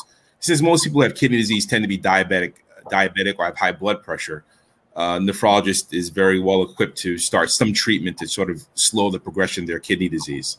But the key is to find these problems early so that a conversation can happen with the patient.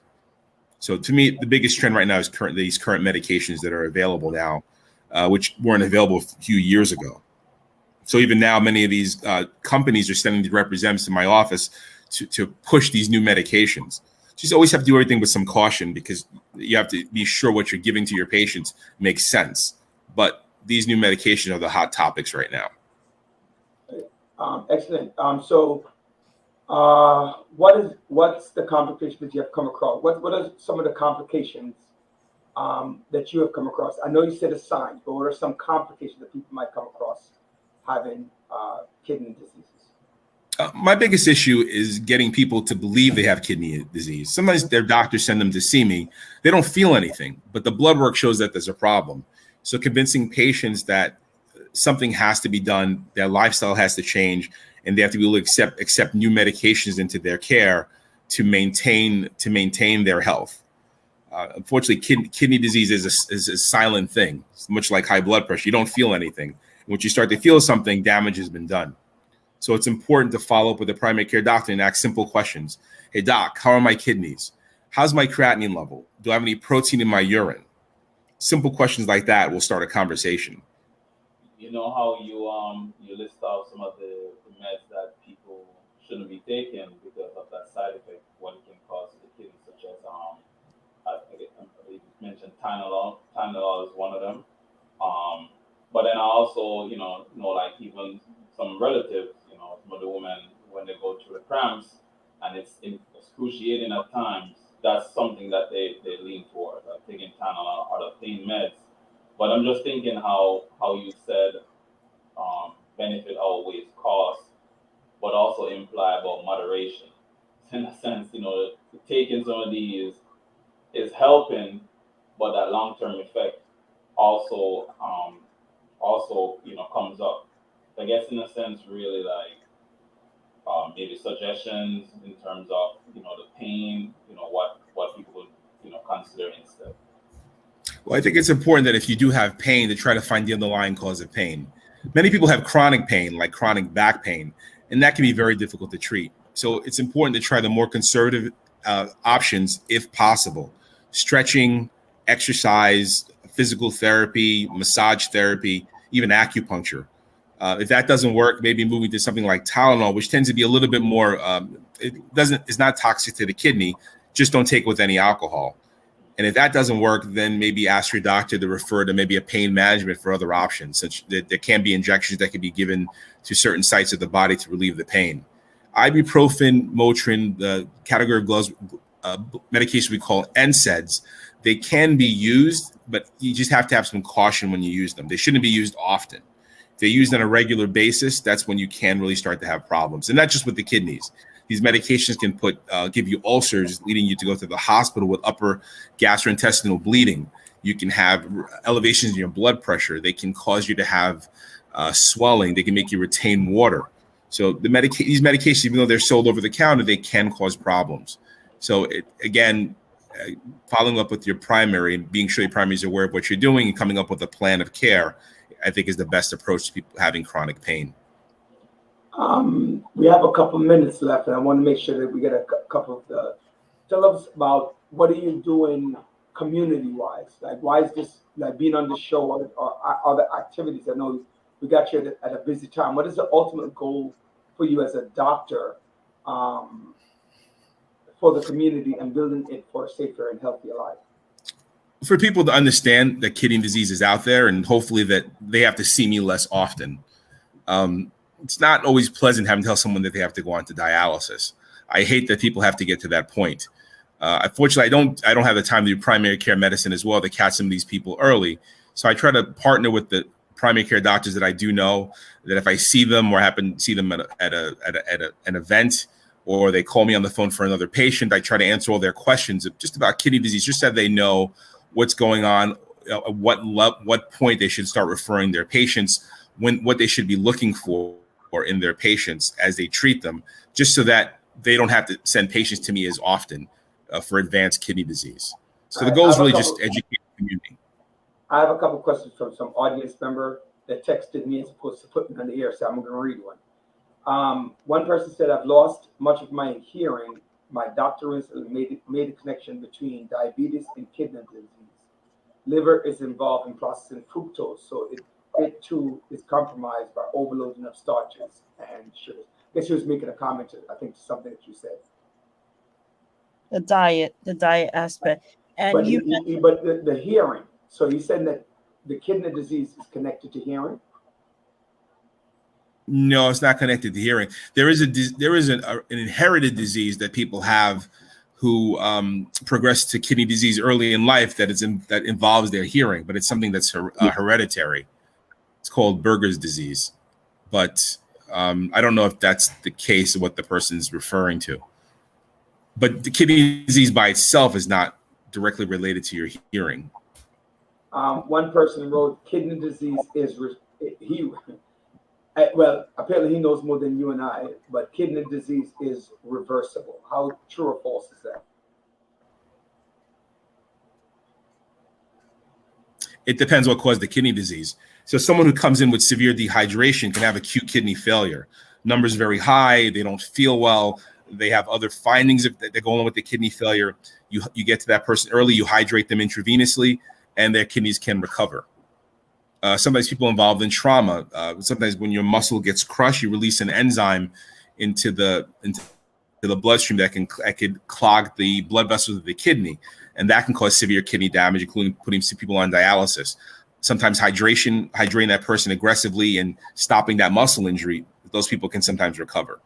But chronic diseases like high blood pressure and diabetes, once they destroy your kidneys, it's usually not reversible. The hope is to slow the progress of that kidney disease down.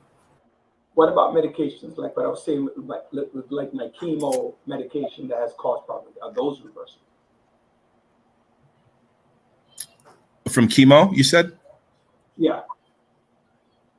Any other questions, sir? So he asked the medication, like the one he takes at chemo, and if it develops kidney diseases, is that reversible? It depends on the medication you're receiving. A lot of the medications do have side effects where they can affect the kidney. Sometimes the oncologist may allow some change in the kidney function in the hopes of treating the underlying cancer. Sometimes when there is kidney failure from the chemo, they will stop the chemotherapy. And depending on the chemotherapy drug, they may reintroduce that same drug once the kidney function improves at a lower dose or a change in the regimen to avoid toxicity to the kidney. But if some of these drugs you wait too long, it's not reversible. But unfortunately for me, sometimes a lot of these chemotherapy drugs, they're all new. So there is a lot of data on them, but the experience with the drug is limited. I don't know if you're aware, on TV, there's all these commercials about these new medications coming out all the time to treat all these different diseases of the joints, cancers, lung cancer, breast cancer. All these things are new, but they're also going to be new to the kidney doctors as well, because these things are coming out well after my training. So always having to keep up, reading what other doctors have gone through, what the labeling says, is a big part of my practice. So they definitely have to be. So each drug is taken on an individual basis and reviewed when I discuss with patients. All right. So this question here is that does the ketogenic diet affect the kidneys and how? Does a ketogenic diet affect the kidney? Yeah, and how? If so. Ketogenic diet doesn't affect the kidney. Doesn't affect the kidney as long as the person doesn't have underlying kidney issues. Because sometimes the keto diet is heavy in protein. Because that's where you get a lot of. I think a lot of people get their protein sources and fat from like animal type proteins. So the heavy protein load is a stress on the kidney. So most people will be okay with it especially as long as they hydrate well. But if you have underlying kidney issues, sometimes high protein diets do put a stress on the kidney, and the kidneys have a harder time eliminating the byproducts of that protein. But keto diet by itself doesn't cause kidney issues. I want you to go back and I guess explain that there's no limitation on the age, if there's any limitation on the age of developing kidney disease. So there was during my training, it was always brought up that if you as you get older, the older people just generally develop kidney disease, and that's not necessarily the case. Although extremes of age, say someone turns 100, you can find some issues with the kidneys. If you look at the kidneys may be small, a little shrunken, but again, that's an extreme of age. But in general, as we get older, we should not just necessarily have kidney disease. And what's the youngest patient you would say that maybe some kids you have? Oh, okay. That's okay. Well, I don't see anyone less than 18 years old. Okay. In my practice. So here's a final thought, and just your thought on this. A lot of medications cause kidney damage, and disparities in healthcare. I'm sorry, I didn't hear that last question. I was saying a lot of medication cause kidney damage, and disparities in healthcare causes the Black and brown communities big disadvantages. I guess, what are your thoughts on that? That a lot of medications cause kidney damage in the Black and brown community, you said? Yeah, it causes disparities. So it causes damages, but then there are disparities in the healthcare when it comes to Black and brown communities. I think some of the disparity just may be that people aren't aware of the help that they can get. Even if treatments are available, you have to know to go get the care or to seek the care. Unfortunately, many people wait till they have symptoms. As I was saying before, having a primary care doctor that you see at least on a yearly basis, just to make sure everything's okay, that you are doing your usual screening tests, prostate, mammograms, colonoscopy, that you have some of these basic things done, even just checking to see if you are diabetic or if you have any new high blood pressure that wasn't diagnosed. These things come when you see a good primary care doctor or just any primary healthcare provider, such as nurse practitioner or someone to do a simple screening test. And so I think the disparity to me is that people just may not know that they have these services available. Even people who are uninsured, you can be seen at the city hospitals, but you have to make that first step. Going to this question from GL James, given some doctors have expressed concern that metformin can lead to kidney failure, isn't it best for patients to switch to insulin? So the question is on the screen. It's also on the screen. The question, so metformin has caused some issues. Should they switch to injection insulin instead?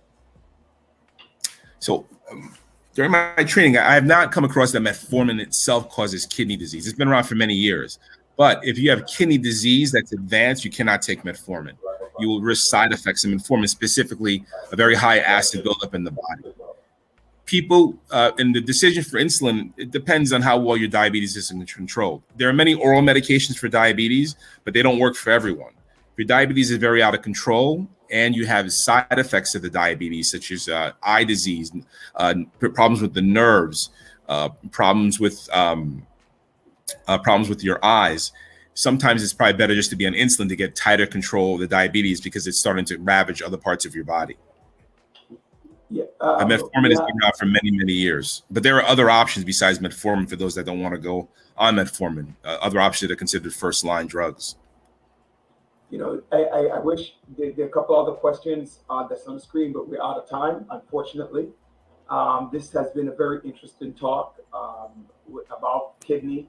I never made the connection between diabetes and the kidney, and now you've made that connection for me to check out with the doctors to make sure. Well, for me now, it's too late for other people to talk to them about making sure. It's not too late for you yet. No, when I say late for me, I mean late than at the beginning. Like if I had this conversation 5 years ago, I would have known, hey, what's my AGFR? Something is like, as I'm having these different doctors on for health reasons, I'm now figuring out what could have been different for me 4.5 years ago. That's the point. Like when I went to the doctor 2020, he goes, you have stage 4 kidney failure or something, whatever that number is, right? And that was that. So this talk, I hope a lot of people, they've tuned in. I see the numbers were increasing, that they were listening, asking questions. So I would love to have you back on the show. I know that it was a scheduling concern to get you back on, but it was very exciting. And thank you for all of the information. And thank you so much for participating here on The Village, giving us some questions, some answers. I wish I could ask you the question, but maybe you could send us an answer. Is it recommended that you take metformin? If you take metformin, you need to be on B12. With the connection. I'm sorry, Janice. I don't know. Can you give a yes answer for that? Is it recommended you take metformin? You also need to take B12. Just a yes or no. No, they're separate. They're just separate. They're just separate things. B12, anyone can take. All right, got you. So thank you, doctor. How can people reach you? I know if there are ways that people can reach you in case they have other renal nephrology type questions. I'm sorry, what was the last thing you said? Someone to reach me where? Anywhere. So any contact for you if anybody have a question, want to visit you at your office to ask, get some answers. I know you're probably overloaded, but how would they reach you? They can call me at my main practice, 718-338-2283. Okay, and we've been talking to Dr. Sir. Yes, I'm right next to the Mount Sinai Hospital, Brooklyn. On Kingside Way. Yes. All right, so we've been talking to Dr. Serge Balmer, DO. He is a nephrologist special connected to the kidney. Please feel free to reach out to him, his office at 718-338-2283. It's been a pleasure. So thank you, everyone, for joining us on the Village Radio Talk Show. Thank you for your time. We're dedicated to empowering the community. Thank you, Doctor. We're dedicated to empowering the community to live a healthy, safe, and financially capable life through education, which is what we're doing today. Where success is not just spoken, it is done. God bless each and every one of you. Thanks for sharing, listening, and doing the Village Radio Talk Show. Subscribe to our channel if you have not done so already. God bless. Enjoy the rest of your weekend. Doctor, you were great. Thank you. Peace out. All right. Enjoy your evening. Thank you very much. It was a pleasure. Thank you.